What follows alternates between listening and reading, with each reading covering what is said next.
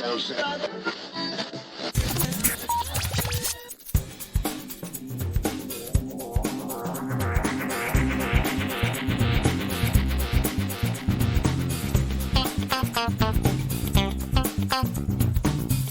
and welcome to episode 328 of Geektown Radio. I am back this week with... Gray! How are you doing? Hello, Dave. I am doing very well. How are you? I'm very, very good. It's lovely to have you back on again. So what have you been up to the last few weeks? I have been focusing on my New Year's resolution for Geektown, and I am going to try and give you a proper film roundup, as I'm supposed to be the film guy. So one thing I've been doing is, before I start talking about things that I've been watching, I'm going to give you my 5 top headlines from January 2022. So excellent. Hang on a minute.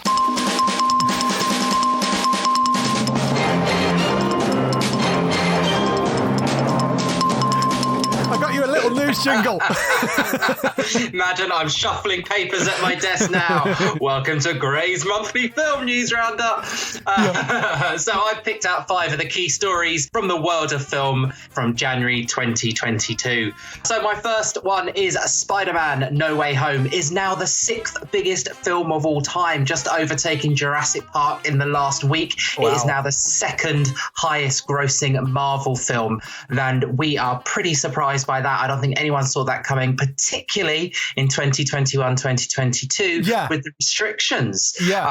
Absolutely phenomenal. And it sort of crept up. Not many people have sort of seen it coming. It just came from the background. So that is my first headline. Have you seen it now, Dave? No, I still haven't seen it. I have it on pre-order for the home release, which is at the end of the month. And I figure I've avoided spoilers for this already to this point. So I'm kind of thinking by the time it comes out on home release, I mean, hopefully I can carry on avoiding things. I mean, I know some of the stuff because it was leaked beforehand, but I've managed to avoid most of the really kind of big plot spoilers and everything. So I am looking forward to it. But yeah, I mean, 6th biggest film of all time in the middle of a pandemic.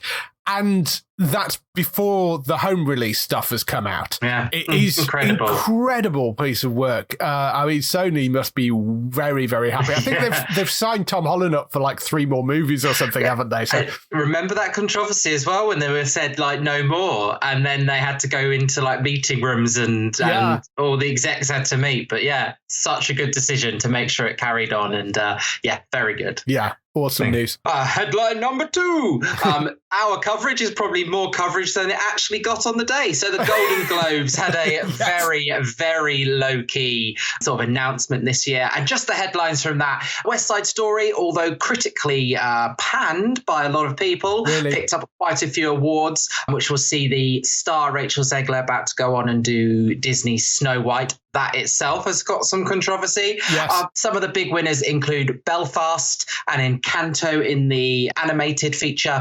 And it does put Will Smith as high ranking for the Oscars. As you know, if you get the top award in the Golden Globes, you are quite likely to get the Oscar. And this year they have put Will Smith in that position for his role in King Richard as the father of the Williams sisters. Yes. Golden Globes, very, very quiet this year. It was basically a list announced online because of the fact that the makeup of the people that were picking the Golden Globes basically wasn't they're not a diverse judging panel at all. There's a lot of people boycotting it. It didn't go out on TV, and they basically sort of just released a list online. West Side Story, I mean, it looks fine to me. I haven't really watched any reviews of it. It's been panned, has it, quite a lot? Yeah, not huge fans. Some people saying it wasn't really needed as a remake, but you know what? It's picking up the awards, and it's got a nice unknown. A lot of the cast are unknown, so they're which is brand nice. New, and that is good. That's good. But it's actually setting off Zegler on a real high-ranking film star. So she's going straight onto a Disney live-action film is pretty good, even though that's got its own problems. But that might come in my later announcements. Yes, Peter Dinklage made some noise about the entire story of having a bunch of dwarfs in a cave is problematic in this days, and I get his point about that. Although Disney have said that they're working with the community to make sure that they're treating it in a more sensitive way. So we'll see what comes out. out of it, but yes. And my third headline is Krasinski is currently looking to expand the A Quiet Place universe. And the first thing is director Michael Sarnowski has signed on for 2 possible films that takes place in the same universe. So will not use the characters of John Krasinski or Emily Blunt in terms of like a prequel, sequel or whatever. But it's something that goes on with how the race ended up there, his current working thinking. But yes, that is an exciting story, particularly for Matt, another co-host here at Geektown. He will be very excited, as I say, he is a huge fan of the A Quiet Place films. Should just make a Loud Place film where everything's just annoyingly loud throughout the entire thing.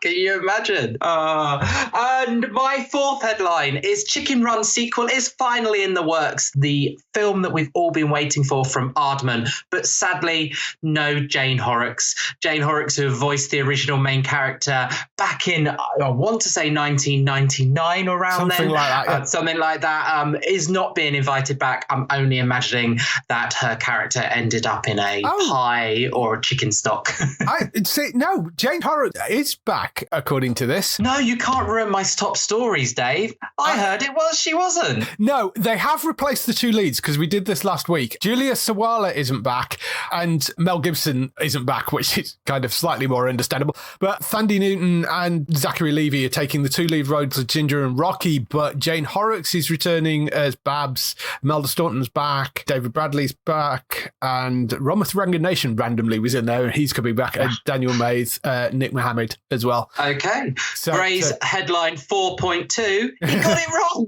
Jane Horrocks is back. I misread my notice there. I thought she wasn't. But yes, Babs is back. She didn't end up in a chicken pie. That is good news. Yes. And my final and fifth story for films from January is the disappointing news that the Mission Impossible films have been put back even further, considering that Mission Impossible 7 was originally going to come out in 2020, got booked to 2021, then it was secured for 2022. It has been announced that Tom Cruise and his company has put the films back to 2023 and 2024. But do not worry, Tom Cruise fans, we are still going to get Top Gun Maverick this year. That is a delayed film as well. Yes. So we're going to be supplying tickets to Tom Cruise for at least another 3 or 4 years. So that wraps up my 5 bullet points for January's film stories. I hope you enjoyed that, Dave. Excellent. Very, very well done. Yes, I enjoy the Mission Impossible films. They're good fun. I mean, you know, wonderfully fun, silly franchise. Yes, looking forward to that. I'm looking forward to Top Gun as well because the original movie was great. So, and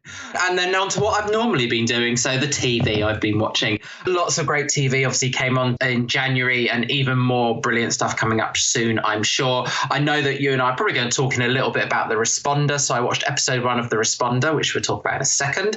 I watched Trigger Point last week. Been watching that as well. Yes. Yeah. Trigger Point. Oh my heart rate during that first episode. I was just like, I felt constantly on the edge, and I didn't quite know, like, oh my God, what's going to happen next? What's going to happen next? So I can't wait. I think I'm going to watch episode 2 later tonight.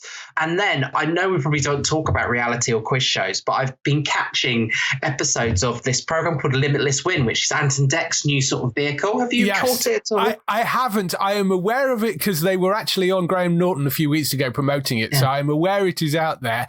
Is it any good? It's just a really interesting concept that there is no limit to what they can win, but every answer is a number. And if you get the number spot on, you get extra lives to carry on playing. Yeah. If you go over, out of the game. If you go under, you lose the number of lives that you're under. So it's a gamble. Every pairing seems to be a family. So it's like a mother and a daughter, 2 sisters, 2 brothers, a father and a daughter. That's the general pairing that you're related. And I found myself quite addicted. And it's a simple quiz format, but, you know, Anton Deck, in my opinion, Win Again, a really great idea. they do joke on there that technically it could bankrupt ITV. If you have some really smart players who really knew their stuff. And honestly, it is, if you know the answer, you know the answer in simple numbers. And I've heard a couple of questions. I'm like, oh, I know the answer, and I've said it straight away, and it turns out to be the right answer. I'm like, oh yeah, I knew that. I don't know how I knew that. And you see a couple of contestants on there just from really weird, almost Slumdog Millionaire type things, going, oh, I did this thing one time that reminded me of this, and that's that number. And it's like, oh my God, they did know. So if anyone is a quiz fan or does like Ant and Dec, as always, then catch up with a Limitless Win. It's on the ITV hub, and I think it's going out on Saturday nights as well. Yeah. And I also caught episode 1 of Queens. Now, just on the last podcast, I was talking about watching the series Girls 5 Ever on Peacock, which is a very comedic look at a girl band from the 90s getting back together.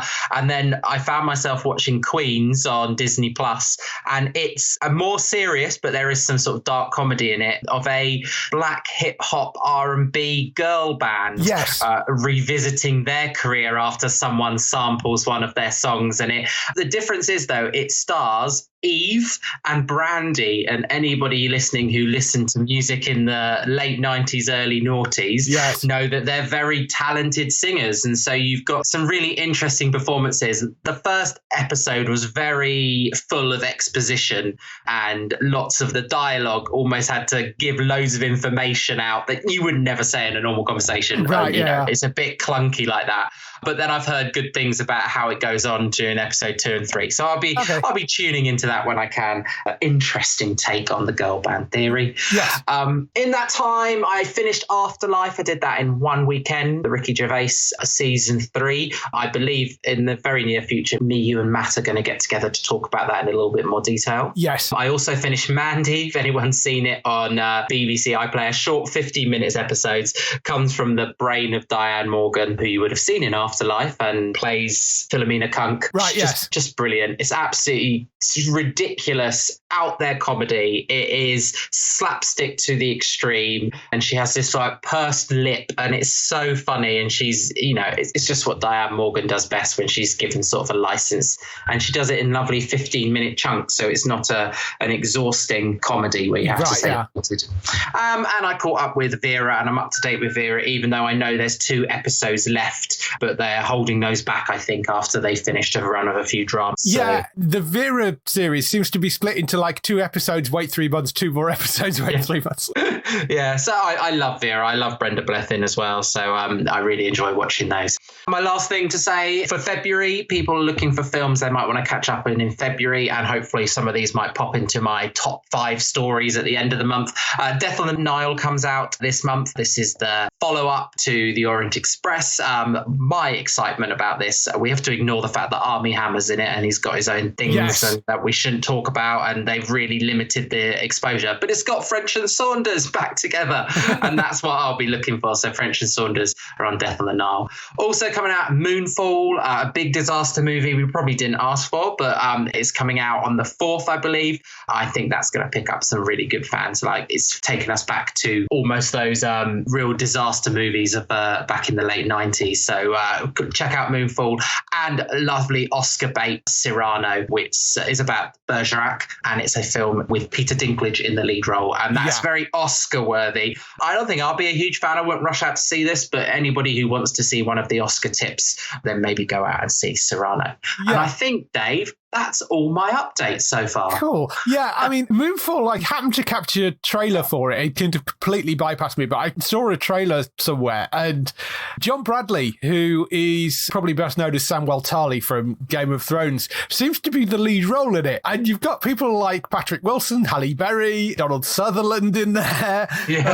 Michael Peña's in there. I mean, there's some really big names in that film, but yeah, John seems to be the lead in it, which is kind of interesting. But certainly from that trailer, that's what I got from it. It's really kind of interesting looking, that movie. It looks very weird. So what have you been up to? Well, a few things. Responder is obviously one thing that I've been watching, and I know you've been watching as well. It's a very interesting, very dark drama starring Martin Freeman as this Liverpudlian policeman who basically works mainly at night, and he's got a slightly shady background, but he's trying to be a better cop. The job is very much driving bring him down, and he finds himself in these sort of various situations, and this friend of his who also happens to be a drug dealer is causing him problems.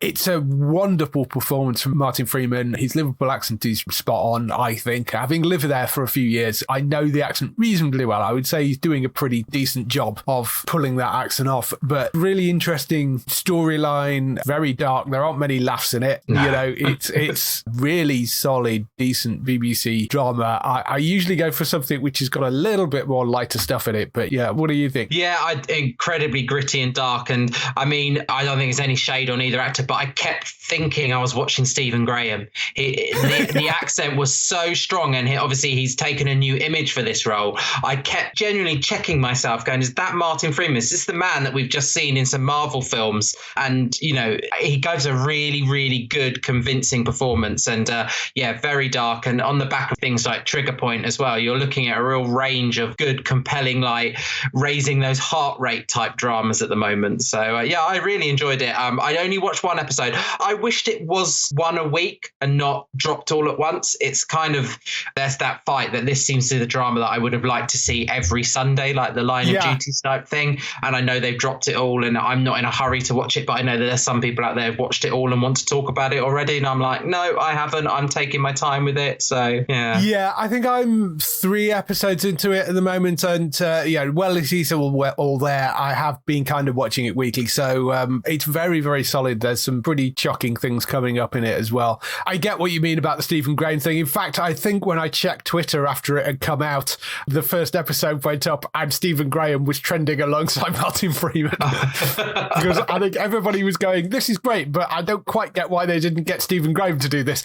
I mean, it's a really, really good role for him, and he's doing a wonderful job on it. So definitely worth watching. And it's interesting having that on this side, and then you've got Trigger Point running over on the other side as well, which is from Jed Mercurio and the Line of Duty team. That, I think, is a really solid drama as well. So Sunday nights, if you're doing kind of really, really I think Responder's been sort of Sunday, Monday nights, hasn't it? I think they were running it. And then Trigger Point, you've got going out on Sunday nights on ITV as well. And, so there's 2 really decent, solid dramas going out there. And second episode of Trigger Point is fantastic as well. First episode ends in a really interesting place. So yeah. In terms of other things, on a slightly more ridiculous note, Doom Patrol Season 3, which has been out for a while, but has been kicking around on Stars Play, I finally got to the end of that. I mentioned I was watching it a bit last week and talked a little bit about how they'd kind of stepped slightly too far over to the edge for my liking in one of the episodes. They've managed to pull it back a bit, and they start explaining a bit more what's actually going on, and it starts to make a bit more sense. It is a ridiculous show. I'm not going to try and explain any of what happens in Season 3 because it's so bizarre. As I said in my comments, it comes to something when werebutt monsters are not the weirdest thing in the series. And by werebutt monsters, I mean, think of a werewolf, except it's basically buttocks with legs. Okay. And that is the weirdest things in the show. Okay, that's standard. Yes, it's so bizarre. But I did actually end up really enjoying the 3rd series, and they've done some interesting things with the characters this year. They've shifted a few things around, sets things quite nicely up for a full season. So I'm looking forward to seeing that come back. Other things that have returned as well. Billions came back for its 6th season, which is slightly different this time around because there's no Damian Lewis in it. Sorry if that's spoilering the 5th season for everybody, but there is no Damian Lewis in the 6th season, and you've now got to a point where Corey Stoll has taken over the sort of lead role, or the co-lead role opposite Paul Giamatti. It's interesting because I wondered how that transition would work, and actually I think settles pretty well, and you don't really miss Damian Lewis. They've done a really good job of covering that, and I mean, Corey's a great actor anyway. It's weird that it manages to carry on without the character of Axe in it and still works, Also gives a bit of a kick up the backside to a series which is 6 seasons in, and helps reshape it in a slightly different direction as well, which is one of those things that is sometimes worth doing after 5 or 6 seasons. So although, I don't know whether it was always planned that Damien was going to leave at this point or whether it's all the things that went on in his personal life. Whether that was the impetus for him leaving, I don't know. But Corey's doing a wonderful job. It actually works really, really well, and it gives you a lot more different things to play with because there's a very different dynamic going on there. And the other thing to return was Snowpiercer, which is once again great. I'm really enjoying that show. Left things in a very interesting, precarious position at the end of the second season. Really, the third season just carries straight on and picks straight up again, and just eats full steam ahead. Works very, very well. Really, really enjoying that. One other thing which dropped late last night was the trailer for Halo, and I'm not going to talk too much about this because you're here. So, and this is a thing that's based on a video game and it's set in space, and neither of which are kind of going to be. Yeah. So, the Halo trailer, there's a copy of it up on the website if you want to go and watch it. One of the things that does make it interesting is the release date for it, because the release date for it on Paramount Plus is the 24th of March. Now, at the moment, we don't have a launch date for Paramount Plus in the UK. However, we are being told that they are aiming for a March launch. Paramount Plus in the US only has two big shows which they're launching in March, one being Star Trek Picard and the other one being Halo. Star Trek Picard Season 2, due to the existing deals, it has been confirmed that that is going to be sticking on Amazon Prime for the second season. So they don't have that to launch internationally. They do have Halo, which is going to be launching on the 24th of March. So putting those two things together, it seems likely that Halo will probably be on Paramount Plus UK on the 24th of March. Whether that means that Paramount Plus UK will launch on the 24th of March or whether it will launch before then and then this will be their first big show, I don't know. But that does seem to be the way it's going. So it points to the March launch date being correct. I just wish they'd actually bother to set out a press release and saying we're going to launch on this date, because it's all been very, very quiet. But hopefully over the next few weeks we should get a launch date out of them. But I am looking forward to that coming. The Halo series looks great. It looks like they've spent a lot of money on putting that together. It's been in development for a long, long time. So if you're a fan of the Halo video games, I am sure you're going to be very hotly anticipating the TV series coming out. But the trailer looks really interesting. So that will be hopefully coming to Paramount Plus in the UK and the US on the 24th of March, because they did say it was going to be a day and date release when it launches in the original press release. So we'll see. That's all the things we've been doing this week. Let's move on to some TV and film news. We start off the TV and film news with the renewals, cancellations and pickups. Cancellations first. Dan Brown's The Lost Symbol cancelled after one season on Peacock. Did you see any of that? No, I didn't. Did you say you'd watched it and you'd enjoyed it? Yeah, I thought they did a pretty decent job of it. I thought it actually worked reasonably well. It's sort of a self-contained story anyway. They leave it open enough that he can go off and do other things at the end, and they do kind of tease the potential next story afterwards. But the story that they're following is based on the Lost Symbol book, and that sort of works as a self-contained thing. So they could have moved on and done more. They set it up and left it open enough. It's not like they killed him off at the end or anything like that. So they kind of teased that, he could go off on another adventure at the end of it. But apart from that, it is a self-contained story. I think that's a little bit of a shame, because I thought they did a reasonable job of it. But obviously it didn't get the numbers for them, presumably. So that's gone. Then Showtime had the axe out big time this week. Showtime has cancelled American Rust, which was the Jeff Daniels series. That's gone after one season. Work in Progress cancelled by Showtime after 2 seasons. That was a comedy which ran on Sky Comedy over here. And Black Monday, which was Don Cheadle's show, that has gone after 3 seasons as well. So yeah, they really went with it. I've watched Work in Progress, and to be totally honest, I watched that during my isolation just before Christmas, the second season. And it was enough of an ending. As someone who's watched both seasons, you wouldn't need a third. It's told the actress and the comedian who writes it, and it's very much sort of like about herself, Abby. Yeah. She gave it a neat ending at the end of season 2. There could have been a third but also the story's been told, and I think she gave it a good enough grounding. So I wasn't shocked that was cancelled when I read the notes earlier. I'm more shocked about Black Monday. That's got quite a big cast, and I thought that was doing quite well. So apparently the numbers hadn't been brilliant for it the last season, so and it'd been on shaky ground for a little bit, so shame that's gone. But I suspect that's a show that is rather more expensive than it looks, because it's set in the 80s, so there is a lot of work you've had to do to make things look like they're in the 80s. If you're shooting a scene outside, that's fine, but then there's a bunch of digital effect work in there, I bet, that will mean you've got to delete signage, and you've got to, there's going to be a lot of that sort of stuff in there. I suspect that's just a lot more expensive than it looks, that show. In terms of renewals, we have Righteous Gemstones renewed for a third season at HBO. I've not seen any of that, but I know people love that. Yeah, I've seen season 1 and I've been waiting for season 2. It seems like a whole year. Obviously it has been, but I think I read the notes. It's being released next week, I think. Yes, it's coming soon. So that's been renewed for season 3. CBS has renewed Ghosts, which is the US version of Ghosts. That apparently is going down quite well. I've seen the trailer for it. I'd be quite interested to watch it and see what it's like, because it's got the girl that played the lead in iZombie is the female owner of the house.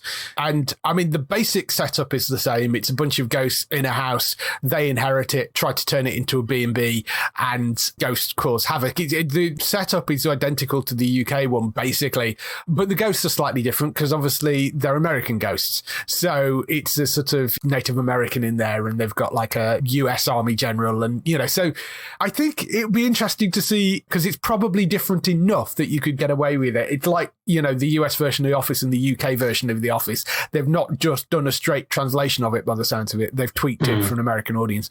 So I'd be kind of interested to see that. But that has been renewed for a second season. The Neighbourhood and Bob Hart's Abishola have also been renewed, neither of which have been picked up over here. So they've both been renewed by CBS.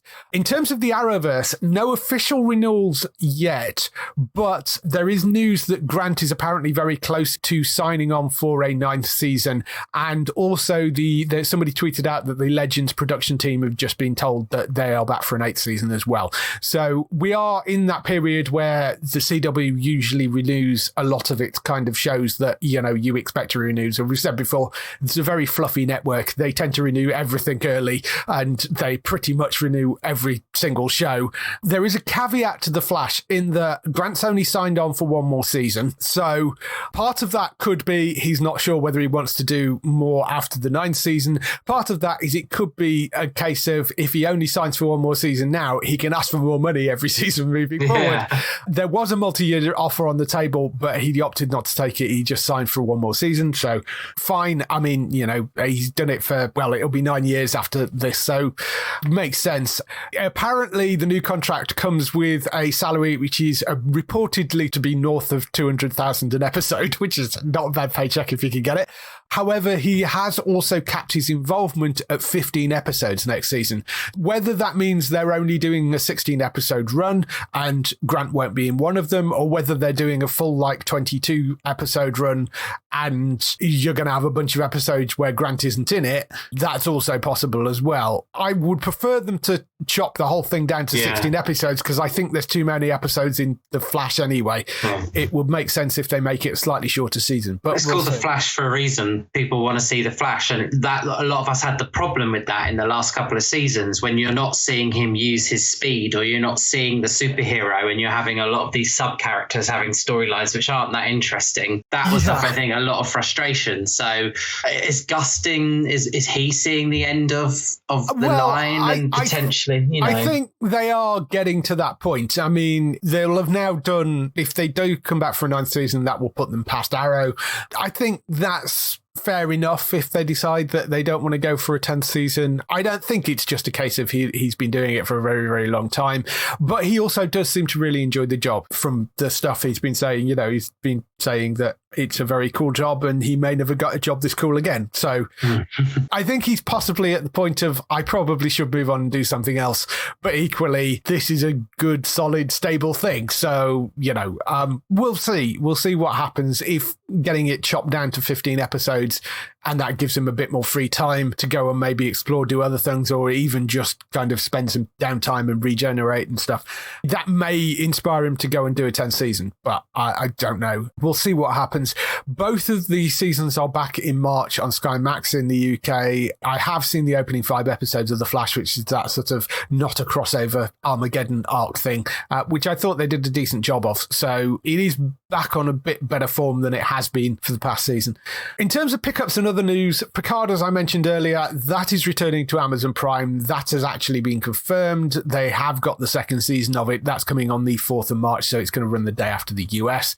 Top Boy 2, which is actually season 4, but Netflix insisting calling it Top Boy 2 because it's the second one that have been commissioned by Netflix. Top Boy season 4, that's coming on the 18th of March, they've announced. And The Vow, season 2 of that brilliant documentary series, which was about Nixium, that is coming in March. We don't have an exact date for that, but it's coming in March to Sky Documentaries. Did you watch the first one of that? I didn't, but I do remember you talking about it, when we were doing the end of the year roundup, and it was always supposed to be on my list, but I never got around to it. But I saw a piece of artwork about it this week, actually, and I thought of you straight away. I remember you talking about it. Yeah, it was a brilliant, brilliant documentary series, that first one, and I'm sort of interested to see where they go with the second one and what more they kind of pull out of it, because there was another documentary that was done as well, and I want to see whether they end up sort of crossing over. They told slightly different stories, so it'd be interesting to see that. That's The Vow season 2 coming to Sky Documentaries in March. BBC 3, which returns, well, by the time you hear this, it will be about the time that it drops onto linear TV again. Not that that matters to most people because it is still on iPlayer, but BBC 3 is coming back to linear broadcast TV. As to where to find it, it will be on Freeview, BT TV, Sky Q, Sky Glass, Virgin, Freesat, pretty much everywhere you've had it previously. The channel numbers are slightly different depending where you are. Freeview and BT TV, it's on standard definition on channel 23, 109 in high def. Sky Q, it's on channel 117, except if you're in Scotland randomly, it's on 173. Sky Glass, it's different. It's on 118, except Wales when it's on 119. Oh my goodness. Virgin, it takes over 107, and BBC 4 moves to 108. And on Freesat, it's on 107 and 179. Those are the numbers for it if you want to go and find it. They have announced a couple of new shows, some of which are going to be in the initial lineup, some of which are coming a bit later. Rupaul's Drag Race versus the World is one of the things that's going to be going out on the 1st of February. That is basically what it says on the tin. It's Rupaul's Drag Race UK versus the World. Yeah, so it is the UK drag queens versus a bunch of people from the winners of the other drag queen races around the world. That's basically that. That's coming on at 9 p.m. on the 1st of February. There is another one which is really funny. It's called The Fast and the Farmerish, and it's coming on the 9th of February at 9 p.m. I think somebody basically looked at Jeremy Clarkson doing farming and went, what if we did the reverse of that? So it follows a group of young farmers. There are 2 teams of petrol heads, and they have like souped up tractors, and they're put through a bunch of challenges and driving tests and skill and put their vehicle power to the test. So it's sort of a challenge Top Gear, but with tractors things. I mean, it's a bizarre idea for a show, but there you go. So there's that. There is a drama and a comedy coming as well. One of them is from the team behind People Just Do Nothing, and it's called Peacock randomly. It follows the story of Andy, a personal trainer at Sportive Leisure in the midst of an identity crisis. His world is one of selfies, bravado, and gym memberships where vanity and success are often horribly entangled. When Andy loses out on a job promotion to a younger, better-looking PT, he suddenly realizes he's a man out of time. He needs to prove that there are more to him than good looks and a well-curated dating profile. He sets out to prove that he can be taken seriously, but can he? It's from the people that made People Just Do Nothing, so some idea of what type of comedy it is. I hope they change the name of it, because whilst Peacock is an appropriate name for the show, it's very confusing having a TV show called Peacock and a streaming service called Peacock, and it makes it very difficult to search for anything about it. So we'll see. Did you watch People Just Do Nothing? No, I didn't. I'm a huge fan of the comedians. I never got around to watch it. People kept saying I should have, but no, I didn't. I'm sure it would be good, and it's fitting for that channel, I suppose. Yes, I think it seems very good for that channel. One of the other ones is called Life and Death in a Warehouse, which seems very dark. Factual-based drama inspired by the real-world accounts of warehouse workers, totally not talking about Amazon, I'm sure, from various different companies in Britain and around the world. The series follows a fictional story of warehouse worker Alice, whose childhood friend Megan joins at the same distributor centre as a trainee manager. In a desperate attempt to keep her new job, Megan presses pregnant Alice to get her pick rate up, putting Alice and her baby at risk. It's from the people that did things like Killed by My Debt and Murdered by My Father. We were a BAFTA-winning team, but I mean, they don't really write cheery drama by any shape or form. Amy Fionn Edwards from Peaky Blinders, Poppy Lee Fryer from In My Skin, and Craig Parkinson from Line of Duty are the 3 stars of that. That doesn't sound like it's going to be a particularly cheerful show, but I'm sure it'll be kind of BAFTA nominated. Oh dear. A couple of other things. There's a cooking show called Hungry for It. There is a sort of what they're describing as a celebrity adrenaline challenge thing, which is hosted by the rapper Mist, who tries various different challenges.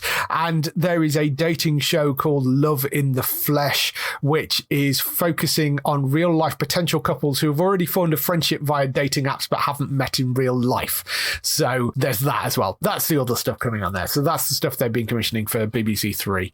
I think the comedy sounds interesting. I think the drama does sound interesting, but it does sound really depressing.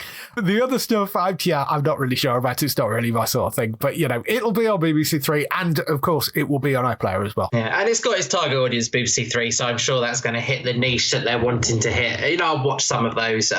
Maybe I'm a little bit too old for BBC Three, dare I say it. Yeah, if you're too old for BBC Three, I'm definitely too old for BBC Three. So, in terms of other news stories, Peacock, the streaming service, has ordered a new zombie comic adaptation, so I'm sure Matt will be very happy. It's from The Walking Dead's Julie Plec and Kevin Williamson. It's called Dead Day, based on a comic called Dead Day, and the comic book is by Ryan Parrott, and it follows an ensemble of characters that navigate the annual Dead Day, where for one night the dead come back to complete unfinished business, be that to celebrate a night back on Earth or to torment the living. So it's slightly different to what you'd think of as a normal sort of zombie show. It's not them trying to go out and munch brains. The dead retain their memories, so they might come back to say goodbye. They might come back to completely rage out with friends, or in one of the cases in one of the comic books, somebody came back to track down their own killer. So it's kind of interesting. It sounds like there may be a kind of running theme through it, but it might be a bit sort of anthology kind of thing going on, possibly. Yeah. I don't know whether that is the case, but that's certainly, it would fit that, I guess.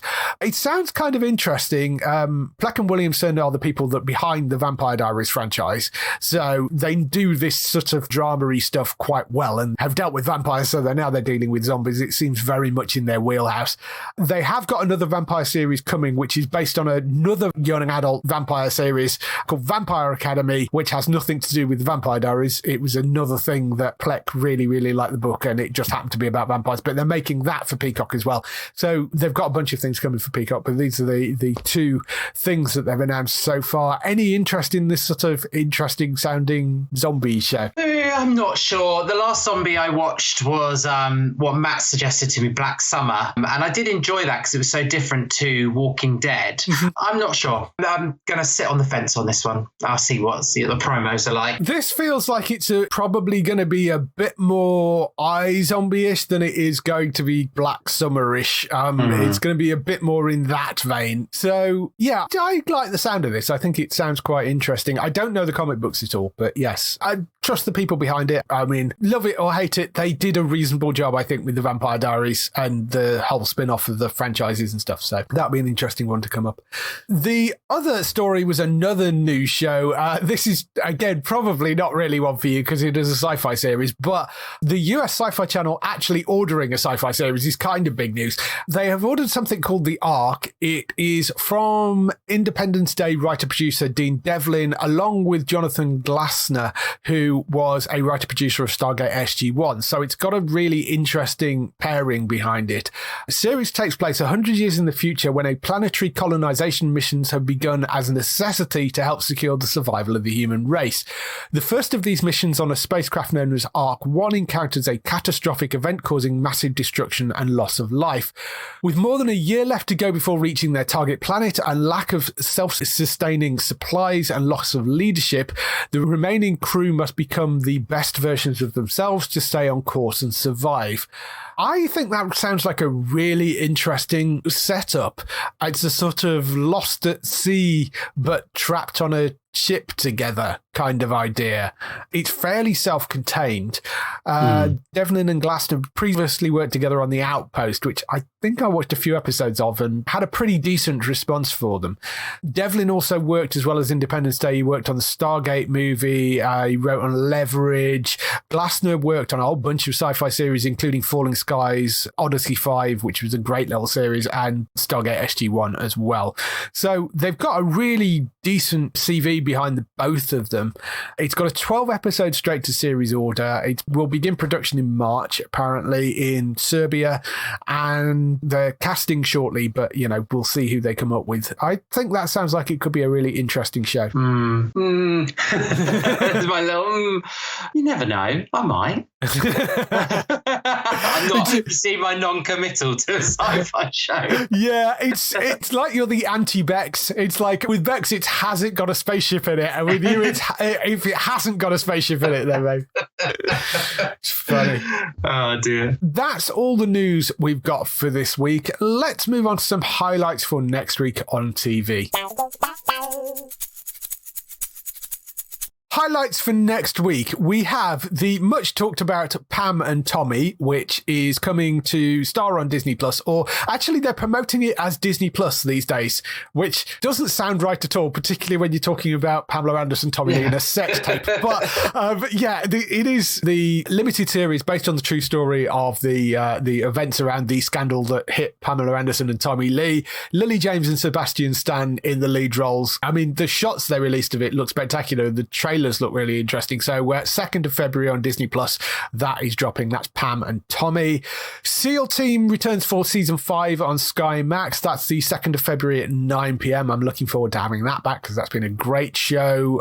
Righteous Gemstones, as mentioned earlier, that's just been renewed for a 3rd season. 2nd season hits Sky Comedy on the 3rd of February at 10 p.m. Murderville, which is a sort of US remake of Murder in Successville, which I never actually saw. I don't know whether you caught that. Yeah. This is something I have been looking forward to. I really like Murder and Successful, the Tom Davis sort of like almost improv type comedy. So I'm looking forward to seeing how the Americans take it on because it is a very British style of humor. So Murderville, which is coming to Netflix on the 3rd of February. It's a Netflix series. It's murder mystery comedy, stars Will Arnett, and it's basically completely improv. So Will Arnett, I think, is the only one that actually knows the script. The guest stars, which range from actors and actresses to like people like Conan O'Brien and stuff, I think are popping up in it.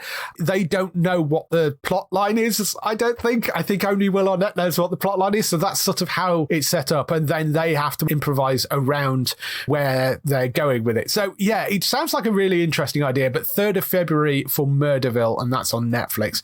Suspicion, which is an 8-episode drama series starring Uma Thurman. That's coming to Apple TV on the 4th of February. Reacher, 4th of February on Prime Video. I have seen the first couple of episodes of this. I've actually, I would have watched it all, but they sent me the screener links and the 3rd episode was missing. So I was like, damn it, I don't want to kind of skip past. They have now sent me the 3rd episode. So I'm doing a Q&A with some of the people involved in that show later on this week. But I have seen the first couple of episodes. It's brilliant. I really, really enjoyed it. So I'm looking forward to watching the rest of that. But that, of course, is a new series based on the book series by Lee Childs. It's got a great cast, much more appropriate lead in it this time around, who looks like Reacher out of the books. Reacher Season 1, Prime Video, 4th of February. That lands South Park Season 25. That comes to Comedy Central on the 4th of February at 10 p.m. The Curse, which is an interesting new sounding Channel 4 drama, that is coming the 6th of February at 10 p.m. It's a comedy caper set in London in the early 80s, following a gang of hopeless small-time crooks through their own stupidity and poor judgment find themselves embroiled in one of the biggest gold heists in history. That is sort of loosely based, I think, on a true story, but that sounds like it could be quite interesting and quite fun. That's called The Curse. It's on Channel 4 on the 6th of February at 10 p.m. Power Book 4 Force, that is the next one of the various Power series. That is coming to Stars Play on the 6th of February. Starstruck Season 2, that comes to BBC 3 on the 7th of February at 10 p.m. So that is obviously the second season of the brilliant Starstruck, which has been getting plaudits all over the place from Rose Matafeo. And 911 returns for its 5th season. That's on Sky Witness on the 7th of February at 9 p.m. I'm very much looking forward to that coming back. A lot of people have been asking about Lone Star. There are no crossovers as far as we're aware this time around, and they're running at different times in the US. So it looks like we'll probably get 911 first and then Lone Star afterwards, which is what they did when the first Lone Star season came out. So I think they'll probably run back to back, but won't be running at the same time this time. But that's 911 Sky Witness, 7th of February at 9 p.m. for that. Anything particularly you're looking out for? Oh, Dave, it's an amazing week for me. But just so much great stuff. Pam and Tommy, Righteous Gemstones, Murderfield, Suspicion, The Curse, and 911 are all and Starstruck as well. Yeah. It's a really exciting week. Obviously, with the launch of BBC 3, we're watching the Drag Race launch as well. We've got This Is Going to Hurt. I've read the book, and so This Is Going to Hurt is going to come out soon as well. February's looking really exciting. And so, yeah, I'm looking forward to that. There's some really good stuff coming up, and it was packed last week. It's pretty packed this week. It's going to keep on being packed for the next few weeks, actually, which is great. You know, there's going to be lots and lots of stuff to watch. And as I mentioned, March, it sounds like we're getting Paramount Plus as well, so that will bring a whole new bunch of things to the UK. It's looking pretty good. I mean, I know it's a pain having so many streaming services, and not everybody can have every streaming service, but there is a lot to choose from right now, so it should be really good. If people want to find more of you, where can they find you? Come over to Twitter and find me on @GrayTheGeek and give me a hit up or a follow. And if you want to talk to me about my future film reviews, and hopefully I'll be back in early March to give a February update for everyone at Geektown as well. Yeah, that would be awesome. That's Gray with an A as well. On it is, Gray, yes. For other people involved in the show, you can, of course, find Bex over on twitch.tv/Trista Bytes. That's BYTES. She's streaming pretty much daily. She's also in various evenings as well, and lots of fun stuff going on over there. Watch her fall off things in Tomb Raider. You can see her sitting in a box on Sundays answering stupid questions, talking about comic books. It's always good, stupid fun over there, but definitely worth going to spend some time with Bex if you want just to sit back and relax and have a laugh at somebody. For Matt and Robert, you can go and find them over on entertainmenttalk.org for lots and lots more podcasts over there, from Manchester United to Gaming Talk and all the stuff in between. And for Daryl, you can go to HollywoodNorthNews.net for all those TV series you love that are shot in Canada. For us, you can go to the website at geektown.co.uk throughout the week and see all the latest air date information. If you want to get in touch with your questions or comments, email us on podcast@geektown.co.uk. Leave a message on the website post. Find us at Geektown on Twitter, on Facebook at facebook.com/Geektown, on YouTube at youtube.com/Geektown, and on Instagram at Geektown UK. That is everything. We shall see you next week. Bye-bye. Bye-bye.